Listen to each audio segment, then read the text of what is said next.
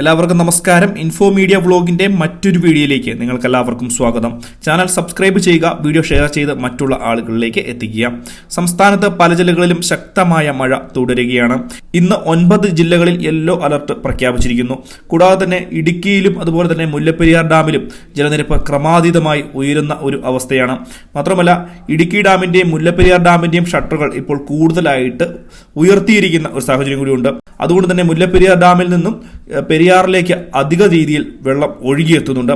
ജനങ്ങൾ അതീവ ജാഗ്രത പാലിക്കണമെന്നാണ് ഇപ്പോൾ നമുക്ക് ലഭിക്കുന്ന പ്രധാനപ്പെട്ട അറിയിപ്പ്. മുല്ലപ്പെരിയാർ ഡാമിന്റെ ഷട്ടർ കൂടുതലായിട്ട് ഉയർത്തിയോടുകൂടി 12ഓളം വീടുകളിൽ വെള്ളം കയറും എന്നുള്ള അറിയിപ്പുകളും ഇപ്പോൾ വരുന്നുണ്ട്.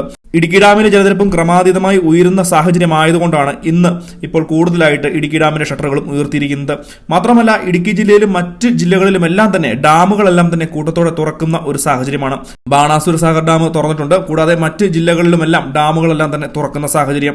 പ്രത്യേകിച്ച് മനസ്സിലാക്കേണ്ട കാര്യം, യാതൊരു കാരണവശാലും മഴവെള്ളപ്പാച്ചിൽ ഉണ്ടാകുന്ന സ്ഥലങ്ങളിൽ അല്ലെങ്കിൽ ഡാം തുറന്നു വിട്ടിരിക്കുന്ന വെള്ളത്തിൽ യാതൊരു കാരണവശാലും കുളിക്കാൻ പോവുകയോ അതുപോലെ തന്നെ മീൻ പിടിക്കാൻ പോവുകയോ ഒന്നും ചെയ്യരുത് എന്നുള്ളൊരു കാര്യം പ്രത്യേകം എല്ലാവരും ഒന്ന് മനസ്സിലാക്കുക.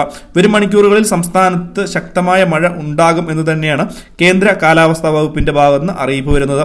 പമ്പാ നദിയിൽ ജലനിരപ്പ് ഗണ്യമായി ഉയരുന്ന ഒരു സാഹചര്യമുണ്ട്. കക്കി ആനത്തോട് ഡാമും തുറക്കുന്ന ഒരു സാഹചര്യം തന്നെയാണ്. കൂടാതെ മറ്റ് പല ജില്ലകളിലും ശക്തമായിട്ടുള്ള മഴ, ഒറ്റപ്പെട്ട ശക്തമായ മഴ തുടരുന്ന ഒരു അവസ്ഥ കൂടിയുണ്ട്.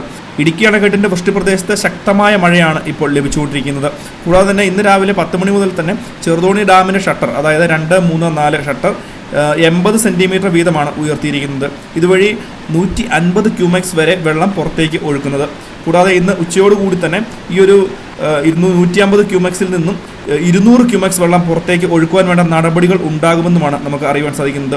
ഓരോ സെക്കൻഡിലും 2 ലക്ഷം ലിറ്റർ വരെയായിരിക്കും വെള്ളം ഇനി പുറത്തേക്ക് ഒഴുക്കുക എന്നാണ് നമുക്ക് അറിയുവാൻ സാധിക്കുന്നത്.